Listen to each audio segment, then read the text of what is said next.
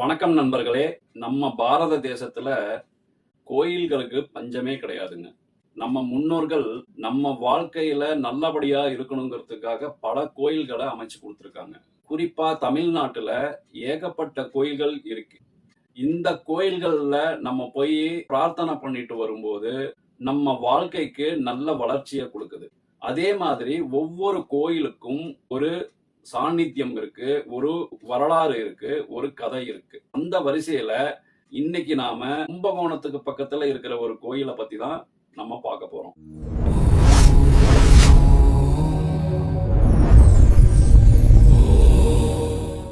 வணக்கம் நண்பர்களே, நான் உங்கள் காஷ்யப பி ராம்குமார், உங்கள் வாழ்வியலுக்கான வழிகாட்டி ஜோதிடர். இது நம்ம டிவைன் வேதா சேனல்.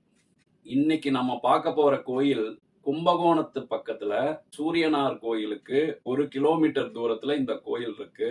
இந்த கோயில் அருள்மிகு பிராணநாதேஸ்வரர் திருக்கோயில் அப்படின்னு நம்ம சொல்றோம்.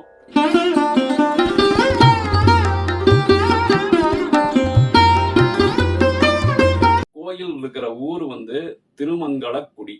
இந்த நவகிரக தோஷம் இருக்கிறவங்க எல்லாம் சூரியனார் கோயிலுக்கு போறதுக்கு முன்னாடி இந்த கோயிலுக்கு பிராணநாதேஸ்வரரை நமஸ்காரம் பண்ணிட்டு தான் சூரியனார் கோயிலுக்கு போகணுங்கிற ஒரு ஐதீகம் இருக்கு. இந்த கோயிலோட சிறப்பு என்னன்னா, இது பஞ்சமங்கல ஸ்தலம் அப்படின்னு சொல்லப்படுது. பஞ்சமங்கல ஸ்தலம் அப்படின்னா இந்த ஊர் பேரு திருமங்கலக்குடி. அம்பாளுடைய பேரு மங்கள நாயகி. இந்த கோயில்ல இருக்கிற விநாயகர் பேர் மங்கள விநாயகர். அதே மாதிரி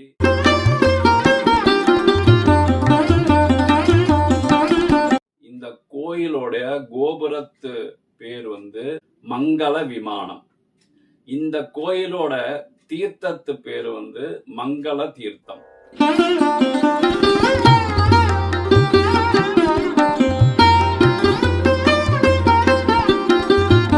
இந்த மாதிரி 5 விஷயங்களும் மங்களம் அப்படிங்கிற ஒரு பேரை வச்சிருக்கிறதுனால இது பஞ்சமங்கல ஸ்தலம் அப்படின்னு சொல்லப்படுது. இந்த கோயிலோட வரலாறு என்னன்னு கேட்டா, ஒரு மந்திரியோட மனைவி தன் கணவரோட உயிரை மீட்கிறதுக்காக இந்த கோயில் அம்பாளிடம் வேண்டுனாங்க. அப்படி வேண்டும் போது இந்த மங்களாம்பிகை மனமிறங்கி அந்த மந்திரியோட உயிரை மீட்டு கொடுத்தாங்க. அதனாலதான் மந்திரியோட பிராணனை கொடுத்ததுனால இந்த சிவபெருமானுக்கு பிராணநாதேஸ்வரர்னு பேர் வந்தது.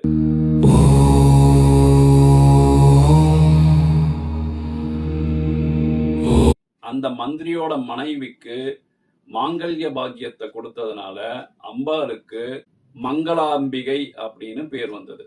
இந்த கோயில் எப்படி உருவாச்சு அப்படிங்கிற வரலாற பார்ப்போம். முதலாம் குலோத்துங்க சோழனோட அமைச்சரவையில அமைச்சரா இருந்தவர் அலைவாணர். அவர் ஒரு சுயம்பு லிங்கத்தை கண்டுபிடிச்சு எடுத்தாரு.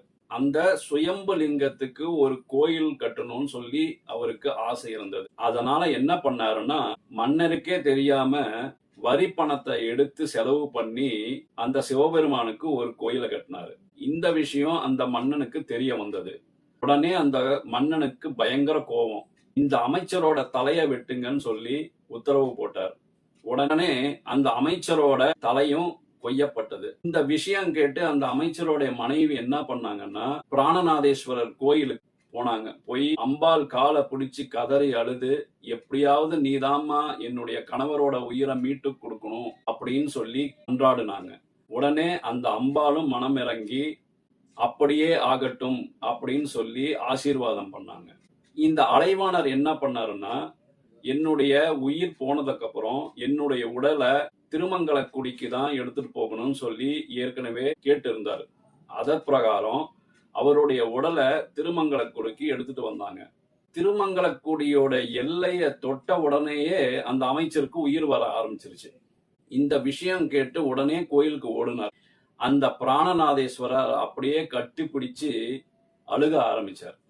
அமைச்சரோட பிராணனை கொடுத்ததுனால இந்த சுவாமிக்கு பிராணநாதேஸ்வரர் பேர் அதே மாதிரி அந்த அமைச்சரோட மனைவி திருமாங்கல்ய பாக்கியத்தை கொடுத்ததுனால அம்பாளுக்கு மங்களாம்பிகைன்னு பேர் வந்தது. இந்த ஆலயத்தில் மூலவர் மற்றும் அம்பாள் தவிர பல தனிச்சிறப்பு வாய்ந்த சன்னதிகளும் மூர்த்திகளும் உள்ளனர். மங்கள விநாயகர். இவர் பஞ்ச மங்களங்களில் ஒருவராக கருதப்படுகிறார். எந்த ஒரு செயலையும் தொடங்கும் முன் இவரை வழிபடுவது நலம் தரும். மகாலட்சுமி மற்றும் சரஸ்வதி. பொதுவாக கருவறை வாயிலில் துவாரபாலகர்கள் இருப்பார்கள். ஆனால் இங்கு கருவறை நுழைவாயிலின் இருபுறமும் மகாலட்சுமியும் சரஸ்வதியும் துவாரபாலிகைகளாக அமர்ந்த நிலையில் காட்சி தருகின்றனர். இதில் விசேஷம் என்னவென்றால், இங்குள்ள சரஸ்வதி தேவியின் கையில் வீணை இல்லை. நடராஜர்.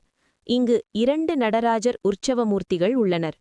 ஒரு நடராஜரின் பாதத்தின் கீழ் பூதகணமொன்று இசைக்கருவி வாசிப்பது போன்ற அமைப்பு மிகவும் அரிதானது. 11 சிவலிங்கங்கள். பிரகாரத்தில் 11 சிவலிங்கங்கள் வரிசையாக தனித்தனி சன்னதிகளில் காட்சியளிக்கின்றன. துர்கை. இங்கு 2 துர்கை சன்னதிகள் உள்ளன. ஒன்று விஷ்ணு துர்கை, மற்றொன்று சிவதுர்கை. பிற மூர்த்திகள்: தக்ஷிணாமூர்த்தி, பிரம்மா, அகத்தீஸ்வரர், காளி, சூரியன் மற்றும் அகத்திய முனிவர் ஆகியோரது திருவுருவங்களும் இங்கு வழிபடப்படுகின்றன. விசேஷ வழிபாடு. இங்கு அம்பாள் மங்களாம்பிகைக்கு தொடர்ந்து 5 வெள்ளிக்கிழமைகள் அர்ச்சனை செய்து வழிபடுவது மிகவும் விசேஷமானது. மேலும் அம்பாள் கையில் இருக்கும் மாங்கல்ய கயிறு பிரசாதமாக வழங்கப்படுகிறது. இதை வாங்கி அணிந்து கொள்வது தீர்க்க சுமங்கலி பாக்கியத்தை தரும் என்பது நம்பிக்கை.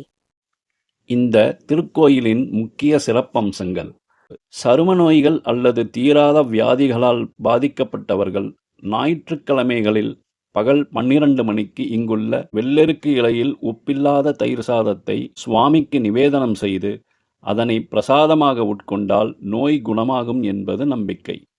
நவக்கிரகங்களே தங்களுக்கு ஏற்பட்ட சாபம் நீங்க இங்குள்ள ஈசனை தவம் செய்து வழிபட்டனர்.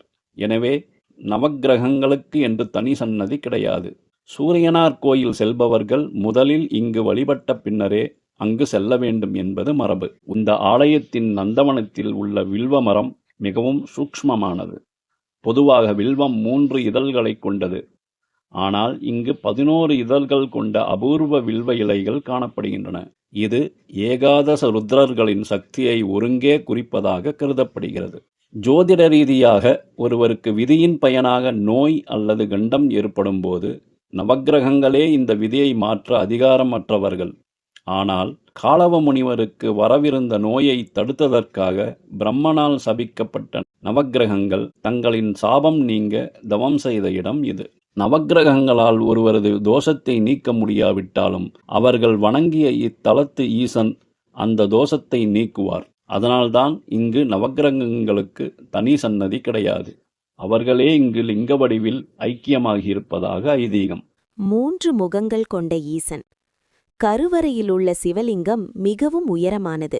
இதன் சூட்சுமமான அம்சம் என்னவென்றால், இந்த லிங்க திருமேனியில் மனிதர், விலங்கு மற்றும் பறவை ஆகிய 3 வடிவங்களின் முக அமைப்புகள் சூட்சுமமாக தெரிவதாக கூறப்படுகிறது. இது அனைத்து உயிரினங்களுக்கும் பிராணனை, அதாவது உயிரை வழங்கும் பிராணநாதர் என்பதை குறிக்கிறது. அகத்தியருக்காக குனிந்த லிங்கம். அகத்திய முனிவர் குள்ளமானவர் என்பது நமக்கு தெரியும்.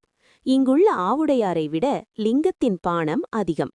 அகத்தியர் பூசை செய்ய எட்டாதபோது சிவபெருமான் அவருக்காக சற்றே குனிந்து கொடுத்தார்.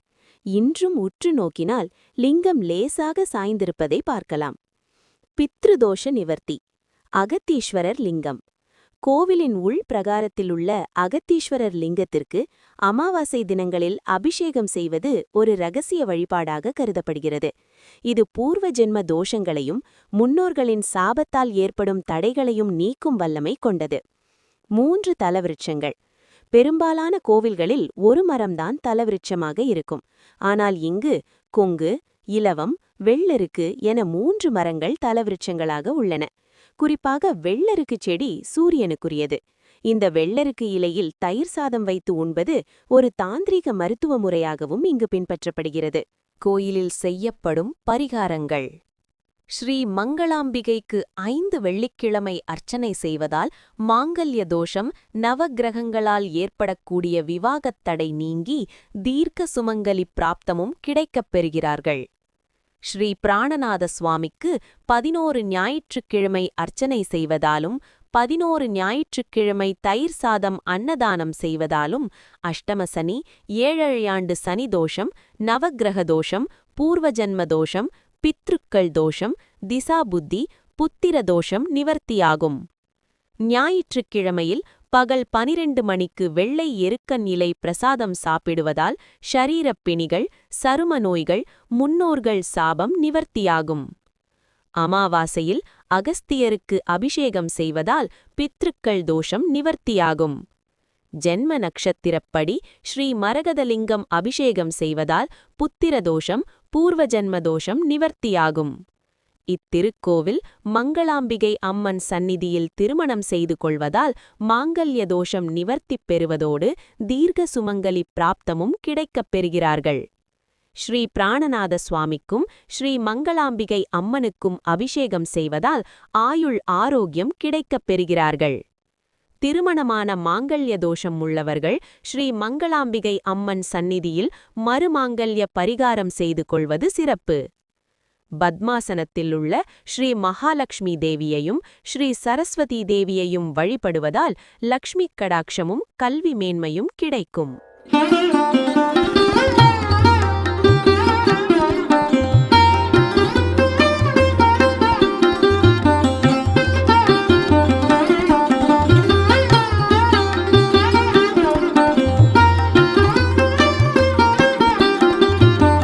வணக்கம் நண்பர்களே, ஆன்மீகம் மற்றும் ஜோதிடம் தொடர்பான அரிய தகவல்களுக்கு எங்கள் டிவைன் வேதா யூடியூப் சேனலை சப்ஸ்கிரைப் செய்யுங்கள்.